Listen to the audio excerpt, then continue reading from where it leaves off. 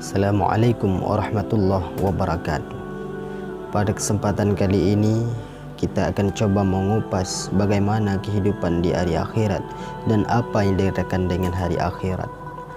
Hukum singkat, salah satu rukun iman yang wajib diimani oleh setiap muslim adalah beriman kepada hari akhirat. Hari akhirat atau hari kiamat adalah hari di mana bumi ini dihancurkan dan kehidupan akan berlanjut ke alam yang lain di mana hanya ada surga dan neraka. Hari kiamat adalah hari yang dahsyat sebagaimana yang telah dijelaskan oleh Allah Ta'ala dalam Al-Quran di banyak ayat dan juga telah dijelaskan oleh Rasulullah SAW dalam hadis-hadisnya. Pemahaman akan hari akhirat sangat penting karena akan sangat berpengaruh terhadap keimanan dan semangat seorang muslim dalam beramal. Karena itulah seorang muslim mesti mempelajari dan merenungi hal-hal yang terkait dengan hari akhirat. Peringatan pada hari akhirat. Sadarilah bahawa kehidupan di dunia ini hanyalah sementara, saudaraku. Semua yang hidup hanyalah menumpang dan pasti akan meninggal dunia. Dunia hanyalah tempat untuk beramal untuk bekal kehidupan akhirat. Jangan terpesona dengan kehidupan dunia yang fana ini sehingga lalai dari tugas dan kewajiban menyembah Allah Azza wa Jalla. Ingatlah, kematian pasti menjemput setiap yang hidup. Renungkanlah peristiwa yang akan menyusul saat semua manusia dikumpulkan pada suatu tempat, yakni Padang Arafah. Kita akan diadili di sana. Renungkanlah bagaimana nanti keadaan kita saat ajal datang menjemput, saat di mana segala hal yang ada di sekitar akan ditinggalkan seperti keluarga, rumah, harta dan teman-teman yang selama ini kita banggakan. Lalu setelah itu ditimbun dalam kuburan yang sempit seorang diri dan hanya ditemani oleh amal perbuatan selama hidup di dunia ini.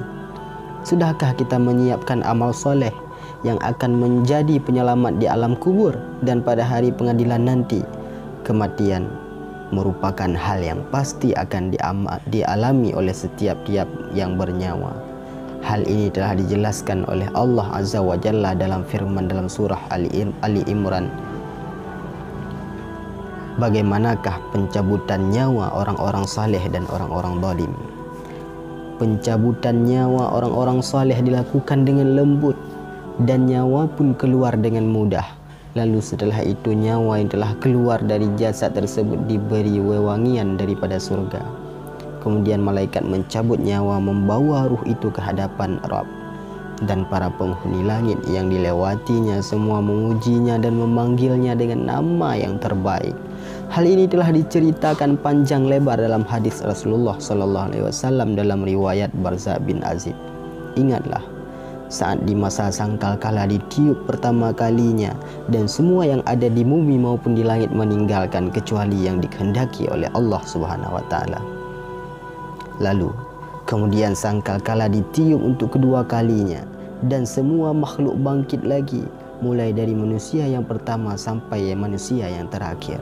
Pada saat itulah manusia dibangkitkan dalam keadaan telanjang dan tidak beralas kaki. Pada saat itu setiap orang akan sibuk dengan urusan masing-masing, menunggu pengadilan Sang Maha Adil, dan tidak akan ada lagi yang peduli dengan urusan-urusan orang lain.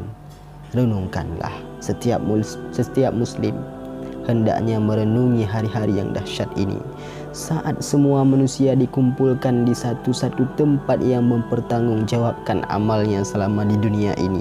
Hari akhirat adalah awal daripada kehidupan yang hakiki, di mana keadaan setiap orang sesuai dengan amal selama hidup di dunia ini. Orang-orang bertakwa akan hidup dalam kebahagiaan, dan orang-orang kafir serta orang-orang yang selalu mengerjakan kemaksiatan akan hidup dalam kesengsaraan yang sangat pedih. Na'udzubillah.